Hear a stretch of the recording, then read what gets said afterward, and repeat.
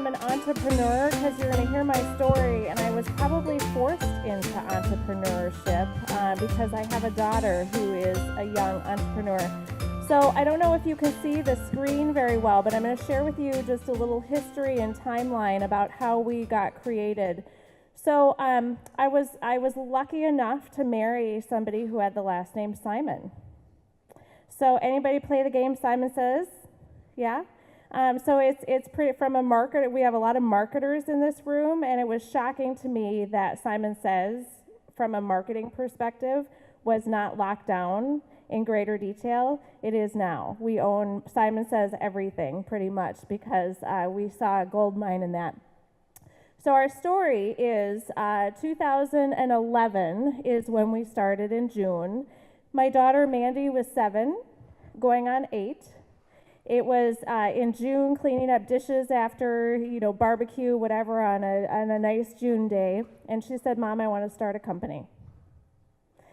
And I was like, okay, that sounds crazy, and kind of half listening. And then she continued to share her business plan. So I kind of stopped, and I stopped what I was doing, and I listened. So as a leader, I knew to listen. So as her mom, I listened. And as I listened to her, I grabbed my iPad, and I actually did a 10-minute a 10-minute interview with her, not as her mom, but just really asking questions. Okay, what do you want to do? How do you want to do it? How do you want to raise money? And why? And where will that go? So we had just had a tornado that hit northeast Minneapolis at that time. She was 7, growing up watching Disney Channel, so Change for Change and trying to save the world. And she was very passionate about, what about the kids? How can kids make a difference in supporting other kids? So as we just continued to talk and ideate about it, and she was very passionate about it, she continued to stay with it. We said, well, Mandy, if we started something like that, we called a lot of other nonprofits and said, hey, would you be interested in sponsoring Mandy and doing something like this? They said, if we sponsor her, the money has to come back to our nonprofit and be distributed that way. So a few people, accountants in the room, a couple of friends said, it sounds like if you're going to support this, you're starting your own nonprofit if you want to move forward. So we shared with her, the difference at almost 8 then, she has an August birthday, of what a nonprofit and a for-profit means, and we started moving forward. So with the name Simon, we started kind of playing the game Simon Says, and the name Simon Says Give came up pretty quickly. And we continued just to kind of socialize and have the conversation with people in this market and outside of this market. I had a client that was in town from Oklahoma City, and I was sharing with her what was happening, and she wrote us our first check. And I said, I can't take this. Like, we haven't done anything yet. We haven't filed our name. We're not moving, we haven't moved forward. This is just all an idea. And she's like, no, you're going to take the check because it's going to force you to move forward and do all the things that you need to. So as we fast forward on our timeline, so that was June of 2011, on our timeline, we had our first board meeting February of 2012, so we established our board. We had amazing people in this community that stepped up and wanted to be a part of it and kept pushing us forward. So we landed, Simon Says Give does 3 things. We do birthday parties for kids in need. And then in honor of Mandy's birthday, we do something called High Five for Supplies, which is a school supply drive and backpacks. And then we have a kids leadership piece because we're kid founded and kid operated. So we have about 40 youth that are involved in our organization on a regular basis. So earlier I said something about generations. I work with kids that are from 9 to 66 on a daily basis. So all generations. So as I share the story just quickly, we started then Simon Says Lead, which I'm going to talk about it for a second, and then we're expanding into other markets. So we have our first chapter in Sioux Falls, South Dakota, with 10-year-old Nolan, who also had a heart like Mandy and said, I want to bring this to my community, and they're out impacting their community. So to date, we've supported over 18,000 children here in the state of Minnesota with backpacks, school supplies, birthday parties, or opportunities to get involved and work with us. Our goal is to impact 2 million kids by the year 2022. Mandy will be a sophomore in college at that time, and we've got huge plans, obviously. Those are big numbers. So Simon Says Lead, I come from a sales and leadership and marketing background, And we moved my organization, my LLC, my consulting company, and renamed it as Simon Says Lead last year, and set it up as a benefit corporation. So we have proceeds that feed from Simon Says Lead to Simon Says Give, and hope to be the #1 backer, financial backer to Simon Says Give, to provide revenue on a regular basis. We have a speaker series that we do, and then we also have leadership training programs, leaders at all levels of organizations that we work with, individuals and companies, providing them with leadership opportunities, coaching, some sales training. Just depends on how we get brought into an organization and where they have dials that they want to turn and how we can come to the table and help them.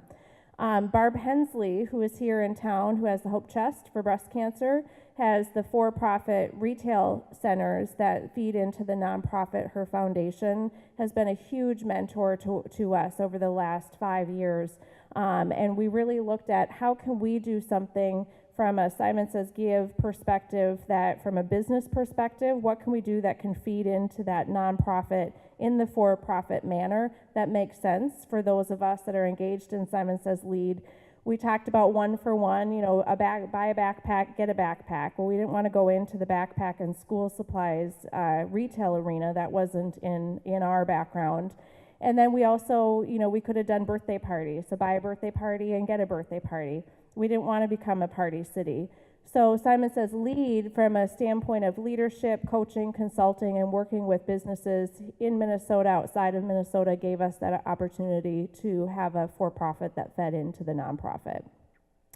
And then also, so I have more to share, but I'm going to stop. Am I good on time? That's perfect. Okay. That's perfect.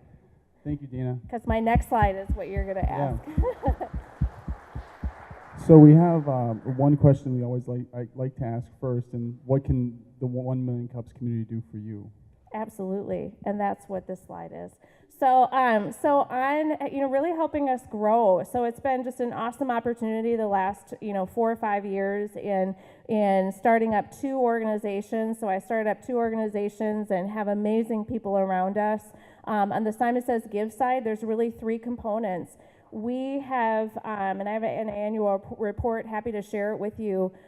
We have some corporate sponsors that have allowed us to do what we've done as far as the numbers of impact. We have a tremendous amount of donations in kind. We're looking for, now that we have a proven concept, we're looking for some foundation and grant dollars. That takes a few years to get because they want to know where you are and where you're headed. And now we have that story to tell. On our board, we're recruiting some new board members, and we have a pretty amazing board that was always our secret for success. People said, wow, you have like a board that could run IBM because of the talent we have on our team. We're looking for new board members, and specifically on the development side, so somebody comes from a sales background and can help us grow in the money seat. And then just connections to backpacks and school supplies. So 10,000 backpacks is our goal. There's 300,000 children in the state of Minnesota that need help going back to school. So 10,000 is a big number, but it's really a small number in the greater scheme. So backpacks, school supplies. And then on the Simon Says Lead side is just connections to individuals and companies that are interested in growing in leadership capacity, to introduce us to them. How could we get started in helping with them? Speaking opportunities, there's myself, Jeff Brown, Lou Abramowski, there's a bunch of us that speak. And then we have some specific niches in franchising and banking that we specialize in, so just connections in those areas as well. Perfect. So now I'll open it up to the audience here for questions, and please let me pass you the mic so we can capture all the audio. Hi, thanks for, this is a great idea. I love the idea that your daughter just came to you and said, I want to start a business. It's awesome. I've actually, somebody was here earlier this month, was talking about youth entrepreneurship, and developing that, and I'm very interested. I have 2 sons and like to get them some exposure. So great to work with kids. I was wondering though about Mandy, maybe her voice. I know it's on your website, you have like about Mandy and a cute picture, of course, but maybe something to, and then there's sort of an interview with her about some of the stuff you're talking about, yeah. Something like a clip of her with some, dramatic music. Yeah, of course, the marketing who she is, because really she seems to be a real key part of it. And I don't know if that's something you feel comfortable doing as a parent. Obviously, her information's out there already, so I don't think that's the issue. But you know, just marketing with her kind of being a clip and a lead part of it to really capture the imagination of an investor or a company that's going. Yeah. Because really, you're the voice of it, and I don't know if she does much. She's obviously in school, probably, Yeah. right? So. Yeah, actually, so on one of our media page, there's a ton of links. She's done a Huffington Post live interview, so there's a bunch of that stuff out there that shows her as a thought leader. So really fascinating question, because I have a whole lot of people that actually say, how can you be doing this to your daughter as a mom? And like putting her out in the spotlight. She does actually travel quite a bit. We were just in New York, so she's out of school every once in a while for some things.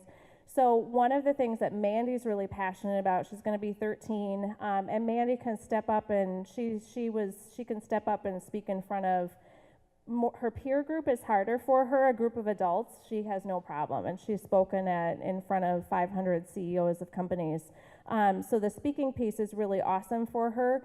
She wants to grow the rest of the youth around her to be just as confident. So she doesn't want to just be the voice of Simon Says Give. So we have a kid advisory board. We have a kid president. We have kids that are out speaking at Rotaries and things of that nature. So her passion is helping to grow others to be as confident, to be kind of the voice of Simon Says Give it as well, so it doesn't all fall on her shoulders. So it is fascinating. But thank you for that. And we're kind of creating her own, like her brand. What does this mean for Mandy in the future outside of also Simon Says Give? How can she be talking about youth entrepreneurship and things of that nature? Yeah. But it's been, that mom factor has been fascinating. Great question. Another thing, oh, perfect. Here, just some random observations or thoughts. Yeah. We give out pencils at Halloween, Yep.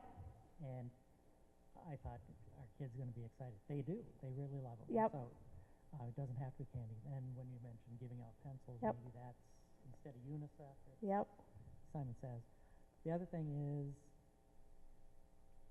for making backpacks, can there be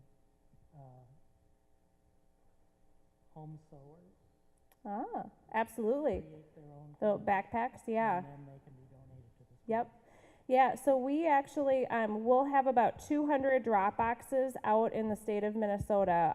TCF Bank, all 100 locations in Minnesota have drop boxes similar to Toys for Tot boxes. So the entire month of July for people to put in backpacks and school supplies. And then about 100 other businesses. So also if businesses wanted to do a drive. We have sourced backpacks. Backpacks are the most expensive. If you go even to Walmart or go to Target and purchase a backpack, it's the most expensive item for that child going back to school, and the most meaningful for them, because if they show up with a Walmart bag or a Target bag or a grocery bag with their stuff, they get bullied. So a backpack's really important, and the quality of the backpack is really important. And so home sewers that could sew good backpacks, absolutely, I love that idea. But we have amazing backpacks that we've sourced that we can actually purchase for $5. So money is really important to us because we can supply people with really great backpacks, and we have better backpacks this year than last year because people know about us now too. But that's a great idea. And the pencils for Halloween, people don't realize, just how important that is.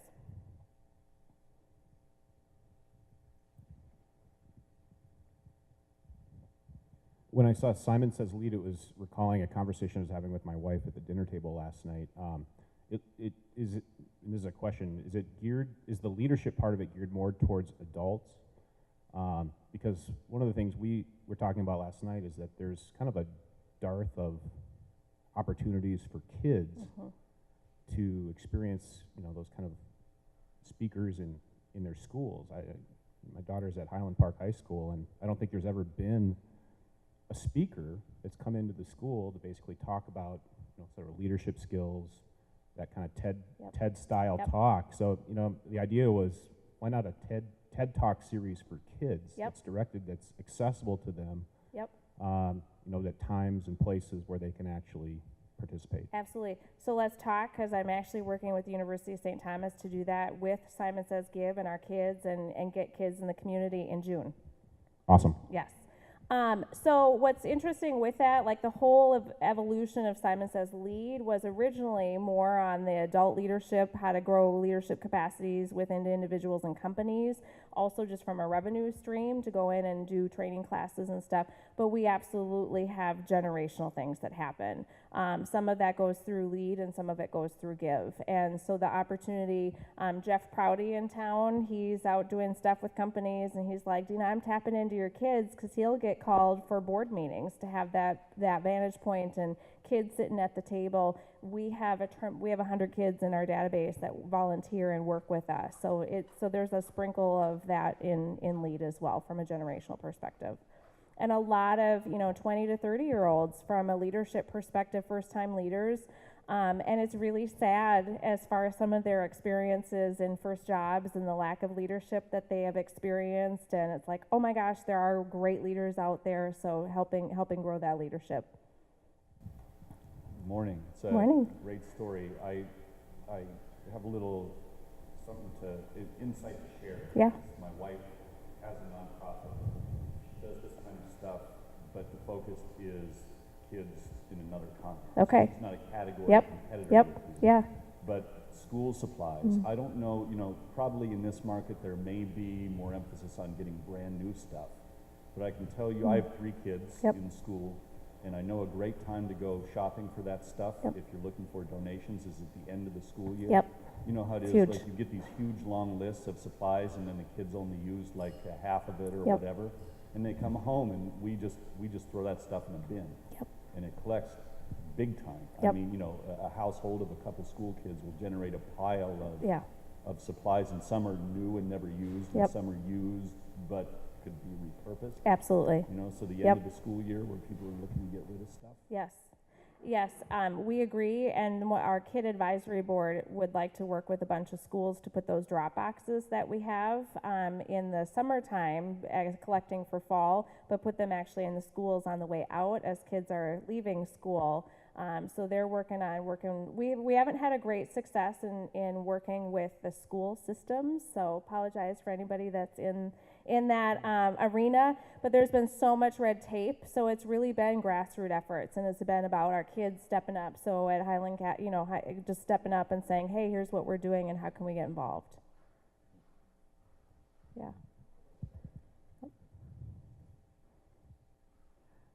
Hi. Hi. Love what you're up to. Thanks. And just kind of dovetailing on this gentleman's leadership, kid Yep. leadership Yep. notion, and clearly that's Mandy's Yeah. vision too. I'm thinking of leadership 0.0, Mhm. the inner, Right. kids Yep. taking inner authority, Yep. inner leadership, Yep. and so I can see that kind of program being so key Yeah. to how this unfolds and evolves. And from that angle too, I'm aware of a funding source Mm. that might serve you really, really Awesome. well. And Awesome. so you can connect through the green Please. flyer. Yeah, I'd love that. Well, and the Jefferson Awards Foundation. I don't know if anybody's heard of the Jefferson Awards Foundation in town. Tamara is actually on the board with me. But the Jefferson Awards Foundation was founded by Jackie Kennedy and Sam Beard 44 years ago, and it was originally created to honor people, adults in philanthropy, and then they have a whole youth arm. And so Tom Baskell, Austin, would be a great speaker for this group at some point. But they're here in the community recognizing like 4 or 5 businesses that are engaged in volunteerism and philanthropy, but there's a youth umbrella. So Mandy actually was asked, she was one of the first 25 kids in the US to be asked to be a globe changer, to actually take her little idea and make it global. So we actually did support a school in Uganda last year, so we have already gone somewhat international. And then there's a Students in Action program, which is all about youth leadership, and it's really done well. So that whole developing curriculum, we've partnered with them with the Student in Action programming, which has all the leadership components and stuff that the Jefferson Awards Foundation has created. So we've partnered with them to help take that to the market as well, which is part of the St. Thomas University tie-in. And then there's a third component. So we've been very involved in that because that helped us get scalable. And we also then, the Jefferson Awards Foundation in Minnesota and Simon Says Give, we can go bid on grant money together, and it makes our story that much more powerful. Yeah. The one thought I had just to share is I'm actually a homeschooling parent, and this is really prime for homeschoolers. Yes. Yes. They tend to have a lot of time, Yes. especially in the junior and senior high years. Yeah. And I don't know if you've tapped into that or not, but I'd recommend it. The other one, youth leadership organization, you probably know about, but is Hobie. A little bit, the Hugh yes. O'Brien group. Yep. And our kids had some really great experiences there as well with the various youth leadership things Yeah. and their national congress and things like Yes. that. So just a couple of other resources that might be helpful. But I do think that getting kids out of the homeschooling community would be both really good for the kids and a really untapped resource. We've done some things in that area, and it's a really interesting group. Thank you. No, I love that, and I actually hadn't thought about that, but those kids that are homeschooled, we have such an awesome opportunity for them to engage with our projects and things of that nature from a volunteerism too. Yeah, thank you. I guess one more question that I would have would be your experience with Minnesota B Corp and going through that entire process. Yeah, so it's been interesting because it's a process. So my consulting company, when we were looking to go to be a B Corp, we were going to go do it in the state of Delaware because Minnesota yet hadn't recognized it. And actually, the very first B Corp is Sunrise Banks here in Minnesota, who really kind of pioneered and led the way. So, what's interesting is there's many organizations that are set up that way, but they don't actually talk about it. So I talked about like Barb Hensley from the Hope Chest for Breast Cancer. There's a lot of for-profit entities that feed into a nonprofit. We started out with the nonprofit and then created the for-profit, which is actually backwards in a lot of ways. But it's been fine. It's been a process, and we're still working through some of the logistics on it. But our goal is 20% of proceeds for Give or for Lead goes to Give, and then there's some interesting things from we actually on the Lead side where it gets complicated on the Give side. On the Simon Says Give side is now that we're starting to show up in other markets. How we're structured. So an example, if we have a Chicago chapter for Simon Says Give and I have a speaking engagement in Chicago, what does that look like and where do those revenues go? So we're working through some of the logistics on where we are today and then what that looks like for future expansion for both the organizations. Perfect. Well, let's give one other round of applause here for Dina. Thank you. Simon Says Give.